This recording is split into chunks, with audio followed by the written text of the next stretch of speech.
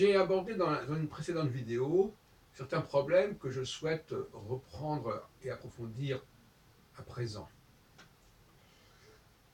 Cette pesanteur qui aboutit à ce que un projet a priori ouvert à tous n'est repris et n'est perpétué que par un groupe extrêmement particulier. Alors je vais prendre un exemple que j'ai déjà pris, mais ce n'est pas sur là-dessus que je vais me polariser, le problème des services de sécurité. Alors, ces services de sécurité qui se sont intensifiés avec le plan Vigipirate, mais qui paradoxalement aboutissent à ce que nous soyons contrôlés à l'entrée d'un certain nombre d'établissements, je pense notamment à la Bibliothèque nationale de France, au site François Mitterrand, par tout le monde sauf par des Européens. Alors ça c'est quand même extraordinaire. Voilà une société. Alors vous avez pensé, vous savez, à l'Empire romain qui était gardé par les barbares aux frontières.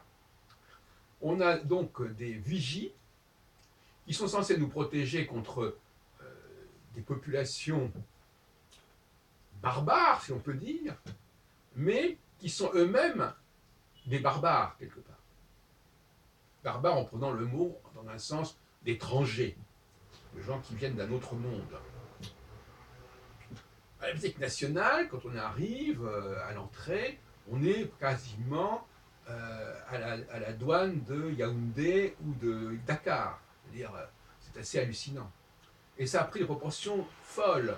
Par exemple, il y a même maintenant, on nous dit, il y a par exemple plusieurs postes de contrôle, il y a quelqu'un qui, au lieu que ce soit nous-mêmes qui nous dirigeons quand il y a de la place vers un poste de contrôle, il y a un noir qui nous dit, toi tu te mets là, toi tu te mets là, etc. Et qui nous fait un geste, toi tu fais ceci, toi tu fais cela. Bon, il y a quelque chose qui va trop loin, ça, et qui va trop loin d'autant plus qu'encore une fois, cette société qui est censée se protéger contre l'adversaire, contre des sociétés étrangères, des sociétés qui ont des comptes à rendre avec nous, par exemple, eh bien, elle va faire contrôler sa population européenne par des ressortissants étrangers, des musulmans, des noirs, etc. Ce n'est pas une question de racisme, parce qu'en réalité, le racisme, c'est justement déjà qu'il y ait cette population extrêmement homogène. Pourquoi? Donc on est de sorte de... On peut se renvoyer la balle. Hein. Pourquoi mettez-vous dans ces services de sécurité uniquement des Noirs ou des Arabes?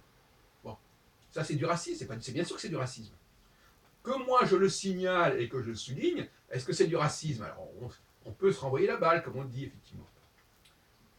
Alors cette question-là, il va quand même falloir faire attention parce que ça prend trop de proportions. Alors il va y avoir des raisons économiques, socio-économiques, mais on ne peut pas laisser se perpétuer cette situation avec des gens qui nous surveillent, qui nous contrôlent, qui nous disent ce qu'on doit faire, etc.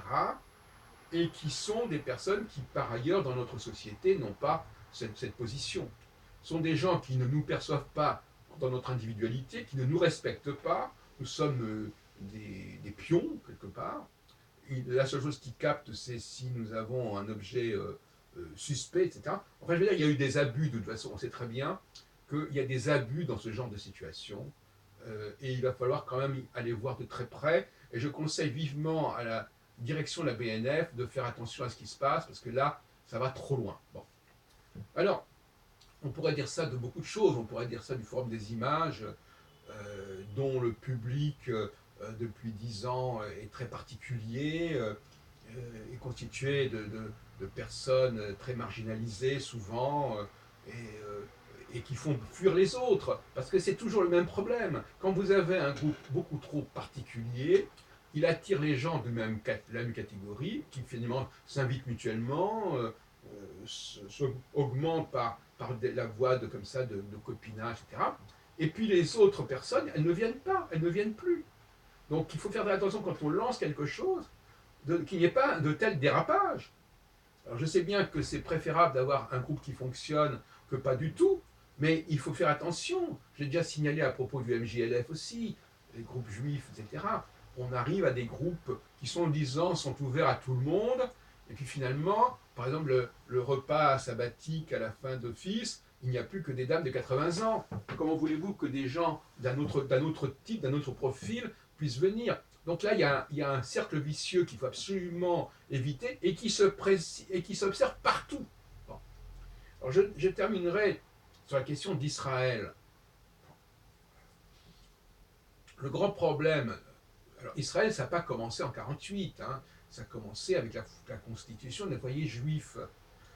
Euh, Déjà avec la déclaration de Balfour de 1917, mais avec le mandat fait d'ailleurs par les Britanniques, qui ont ensuite obtenu le mandat de la Société des Nations au début des années 20.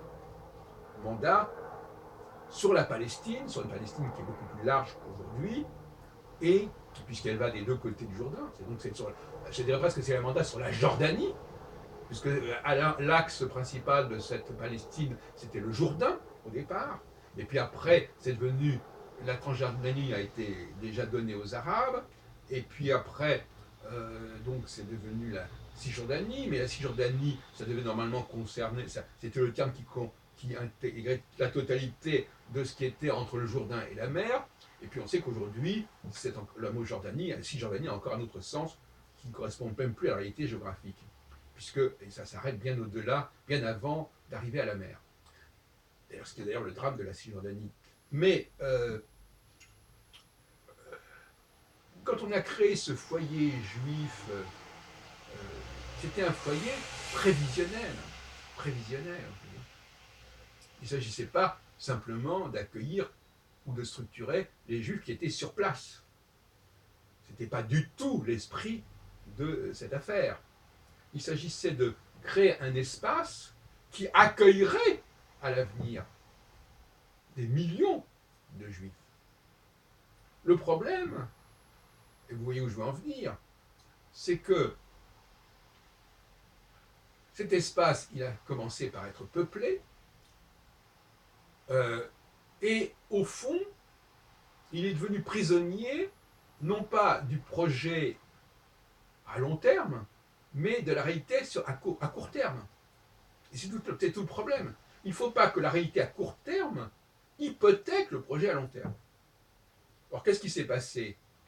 Pour des raisons obscures, mais qui peuvent s'expliquer, les Juifs qui sont arrivés, qui venaient de certains pays et pas d'autres, là aussi, donc on est dans le court terme, qui pouvaient venir par exemple des pays où les Juifs étaient persécutés, ou, comme dans l'URSS de l'après-octobre, etc. Bon, je ne parle même pas, bien entendu, de la persécution sous les tsars à partir des années 1880. Donc déjà, il y a une population très particulière. Est-ce que cette population va marquer de façon indélébile le recrutement, la constitution, la composition juive en Palestine, hein? C'est la grande question qui se pose. Est-ce qu'on a fait attention de ne pas cristalliser prématurément la population juive? Bien sûr, c'était des juifs, mais en ne la laissant pas ouverte à des sensibilités juives très diverses dans le monde, hein. Et d'autre part, est-ce que l'on a fait attention d'investir l'ensemble de la Palestine, ce qui n'est pas le cas. Ça a été une grande erreur stratégique du Yishuv, c'est-à-dire de cette structure pré-étatique qui était reliée aussi à l'agence juive pour la Palestine, c'est comme ça s'appelait à l'époque, qui ensuite a été constitué les cadres du début de l'État d'Israël, et en 1948. Mais ils ont visiblement négligé les choses, ils ont laissé les Arabes et les musulmans occuper ce qui est actuellement ce qu'on appelle la Cisjordanie, et qui paradoxalement comportait les hauts lieux bibliques. On pense à Hébron, on pense à Jéricho, on pense à tout un ensemble de lieux particulièrement connus, comme Bethléem au niveau chrétien aussi, qui s'est retrouvé dans la mouvance cisjordanienne. On pense aussi d'ailleurs à Jérusalem, quelque part. Bon, la vieille ville qui aussi était essentiellement Voilà, etc. Donc, on n'a pas fait attention. On a, on n'a pas, on a, quand on est en face d'un projet qui a une vision ambitieuse et très large, il ne faut pas que ce projet soit récupéré par une population extrêmement particulière et des considérations sociopolitiques extrêmement particulières.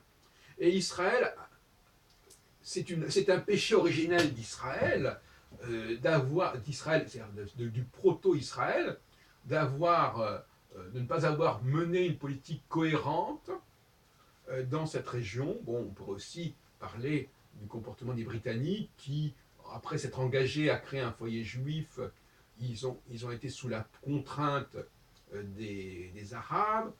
Ils leur ont d'abord, donc on a dit, cédé la Transjordanie, puis ensuite ils ont refusé un afflux trop important de juifs, enfin n'importe quoi, bref, n'importe quoi.